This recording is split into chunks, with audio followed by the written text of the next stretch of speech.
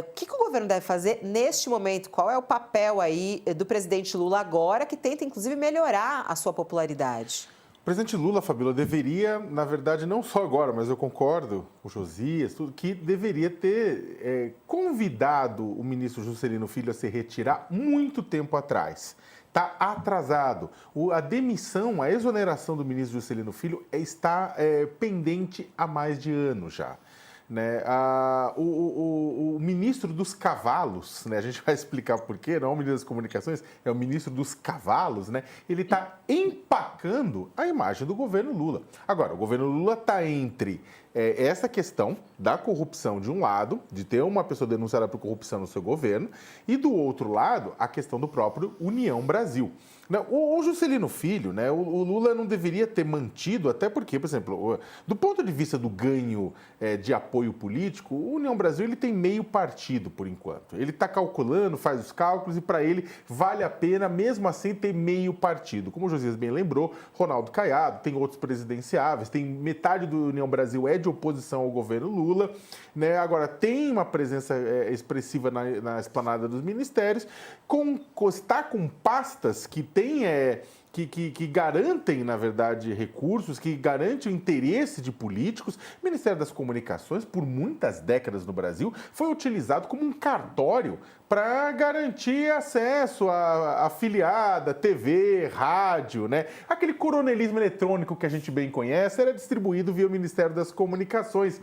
Né? Então, o que acontece? É um poder, mesmo em época digital, ainda é um poder para determinados locais. E aí está com a União Brasil. Mas vale o preço? Essa é a questão. Vale o preço? União Brasil cerrou fileiras e defende o Juscelino Filho. Ora, o partido não pode indicar outra pessoa? Ou o Juscelino Filho é o grande exemplo de caráter ilibado do partido?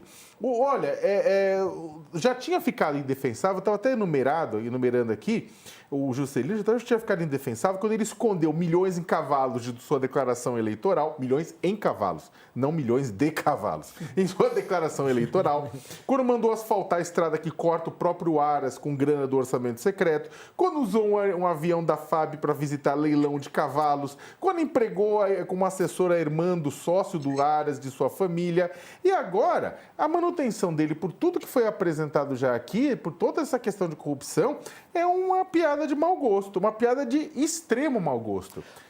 O professor Mayrovich está aqui me mandando mensagem, professor, falando que ele deveria ser demitido e não exonerado. Por quê, hein, professor Mayrovich? Qual é a diferença na sua análise nesse termo, né? A diferença é muito grande, eu diria abissal.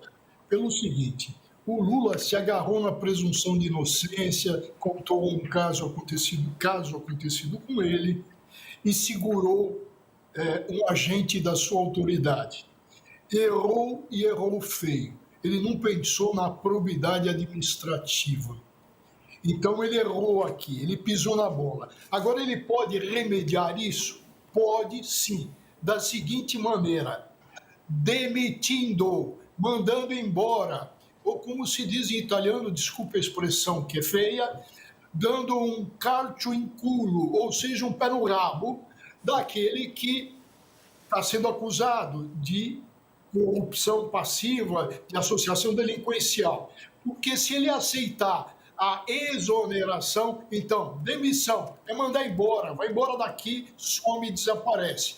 Exoneração é aceitar o pedido da pessoa que quer ir embora. Então, o ministro Juscelino quer se exonerar, ele quer ir embora e vai lá botar um discurso meloso: olha, agradeço o tempo, a confiança e tal, mas é melhor me afastar. Percebe que o Lula tem que ser incisivo, firme, tem que demitir antes de que venha lá exoneração. E se vier o pedido de exoneração, tem que manter a demissão.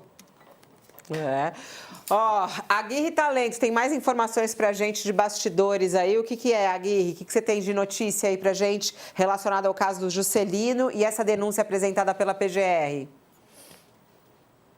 Então, eu acho interessante reforçar, até como o Josias já tinha falado, que a Polícia Federal tinha concluído esse inquérito em junho do ano passado. Então, se isso tivesse sido conduzido com uma certa celeridade, a Procuradoria-Geral da República poderia ter denunciado o Juscelino Filho até mesmo antes da denúncia apresentada contra o ex-presidente Jair Bolsonaro. O que aconteceu é que o caso teve algumas idas e vindas processuais, o Supremo precisou pedir novas informações à Polícia Federal, a Procuradoria-Geral da República também pediu alguns documentos, então a análise disso acabou demorando um pouco mais do que desejado a equipe da PGR. Esse caso estava sob a responsabilidade do vice-procurador-geral da República, Indemburgo Chateaubriand. Foi ele que cuidou da acusação, foi ele que deu a redação final à denúncia, mas claro que com a concordância do procurador-geral Paulo Gonet. É bem interessante a gente acompanhar agora se o Supremo vai adotar um ritmo célere, igual está adotando nos processos de Jair Bolsonaro, que rapidamente as defesas foram intimadas para se manifestar, para apresentar uma resposta à acusação, e a data do julgamento foi marcada de forma bem rápida. Será que esse processo vai andar tão rapidamente assim em relação ao ministro Juscelino Filho? Trata-se da mesma turma, a primeira turma do STF e a relatoria do ministro Flávio Dino.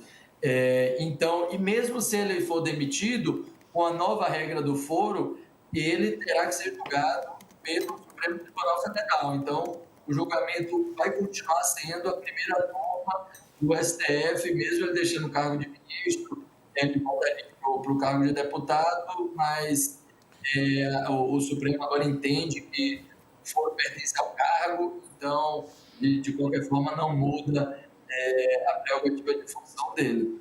Vamos ver que andamento, qual vai ser o andamento que o STF vai dar para o desenrolar dessa denúncia.